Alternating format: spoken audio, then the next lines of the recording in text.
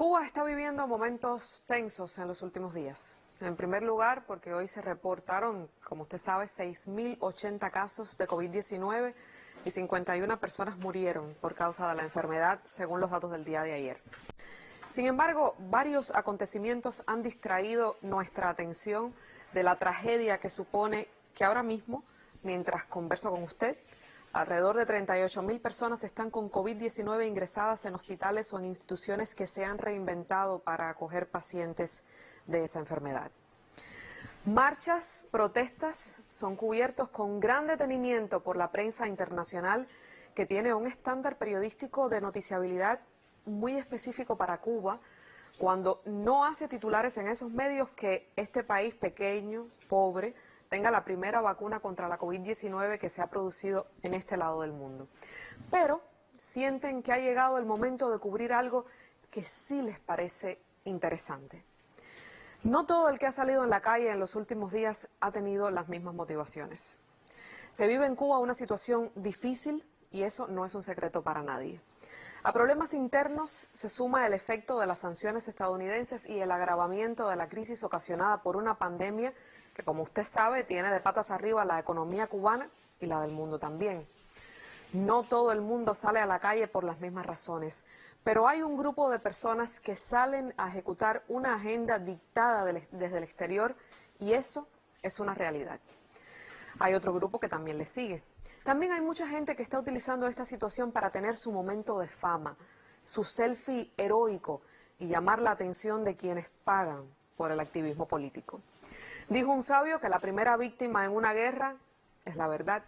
Y este país está bajo una guerra no convencional, pero guerra al fin.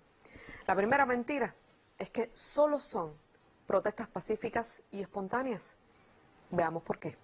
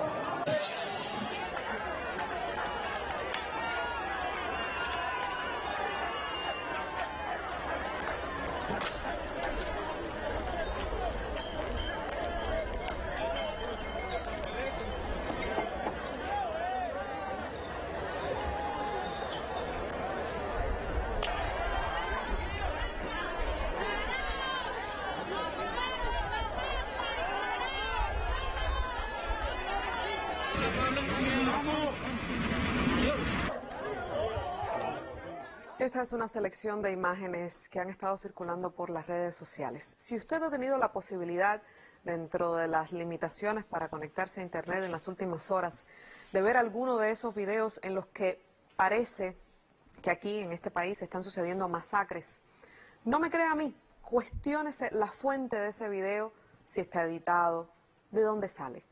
Siempre usted tendrá, como en todo en la vida, acceso a una parte de la información. Si yo tiro una piedra y luego grabo cómo me responden con otra piedra, la construcción es que yo soy la víctima, porque no mostré ni conté que fui yo la que agredí en primer lugar. No es que eso haya sucedido en todos los casos, pero indiscutiblemente es parte de la narrativa. Y es importante recordar ante tanta gente espantada porque la policía responda a agresiones, que esa es la función de la policía, mantener el orden público, detener al que incurra en delitos. Hay un plan para que esto se torne violento, porque ese es el escenario que necesitan para decir que este país está fuera de control. Muchos de los que invitan a la violencia lo justifican y otros dicen que el bloqueo es muela, que el rollo es nuestro nada más. Y sí, hay insatisfacciones, ansiedades, carencias. Tiene que ver con tareas pendientes aquí, pero no nos equivoquemos.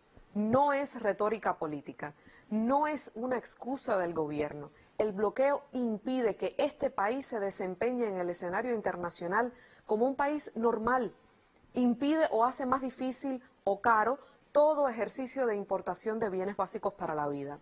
Donald Trump, el anterior presidente estadounidense, puso 243 medidas más que eliminaron otras fuentes de ingresos, pero ojo, no fuentes de ingresos solo para el gobierno, sino también, por ejemplo, para el conductor de automóviles que paseaba al crucerista por Cienfuegos o Santiago de Cuba, o para el restaurante privado que vio su clientela desaparecer por medidas que tienen un responsable directo, el anterior presidente de Estados Unidos y su administración.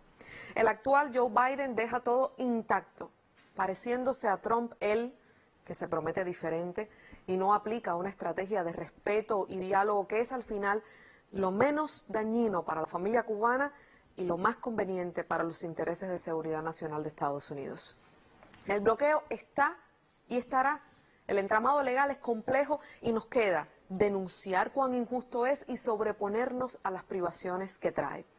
Ahora, si ya era injusto, en tiempos de pandemia, donde decenas mueren por día en este país por la COVID-19, donde la gente enferma y cuesta mucho producir medicamentos y capacidades hospitalarias porque todo es más caro y más difícil para un país como este, pobre y más pobre por el bloqueo, cuando la prioridad del mundo debería ser salvar vidas, mitigar los efectos de la pandemia, evitar que se mueran mujeres embarazadas o niños, ellos ven en esto una oportunidad, un aliado, un virus como el SARS-CoV-2 como aliado, ya lo ha dicho el canciller cubano.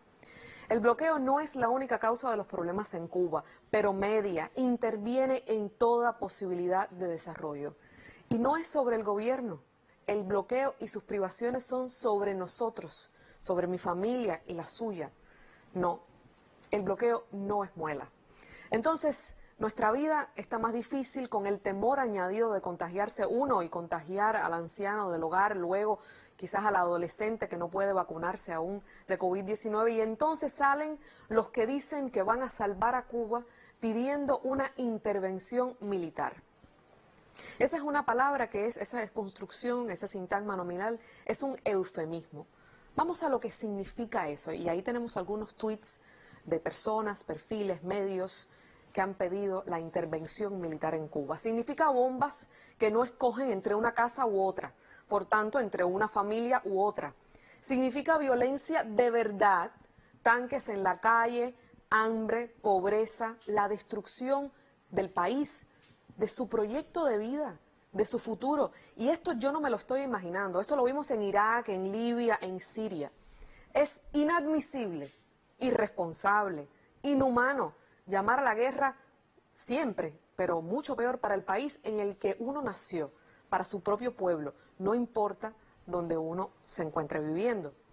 No obstante, todos esos entusiastas de la intervención militar que llaman a la guerra desde el sofá de su casa, acompañan un coro que ve la muerte y la destrucción como consecuencias colaterales, porque el fin justifica los medios.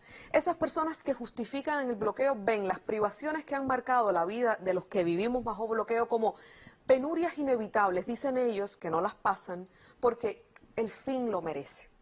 El fin, dicen, es la libertad.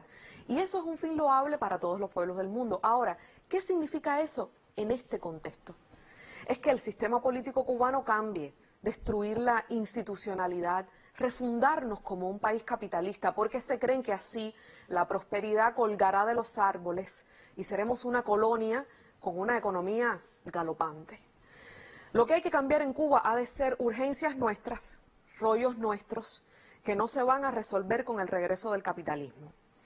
Ya el senador demócrata de origen cubano, Bob Menéndez, desde Washington, respondió: no vamos a tener una intervención militar en Cuba. No lo ha hecho ninguna administración, ni republicana, ni los más anticomunistas, Reagan, Bush, y hasta la política de Trump. Nadie ha considerado eso. Así que los que hoy bloquearon calles en Miami ya tienen su respuesta. Lo que está sucediendo en Cuba se parece mucho a lo que los manuales de guerra no convencional describen. Se montan sobre problemas internos y los utilizan para ejecutar agendas políticas pagadas públicamente, esto no es secreto, por un gobierno extranjero. Usando las redes sociales, embullan a los crédulos y utilizan las insatisfacciones de muchos para ejecutar la estrategia esa de justificar que esto es un caos y que la guerra es la solución. Y es que si uno pasa mucho tiempo en la pantalla del teléfono, termina creyendo que la realidad es esa y no la que estoy mirando a mi alrededor. Hay dinero y mucho se ha denunciado en este noticiero detrás de estas estrategias y mucha gente buscando marcarse, definirse. Y es triste que nos dejemos empujar a las polarizaciones que tanto daño hacen. Una de las cosas más preciadas que tenemos en Cuba y que es responsabilidad de absolutamente todos preservar es la tranquilidad ciudadana. Otra de las razones que nos hacen excepcionales en el contexto geográfico en el que estamos. La perdimos durante unos días y ojalá que por el bien de todos no se vuelva a perder. Ahora más que nunca, manténgase informado. Buenas noches.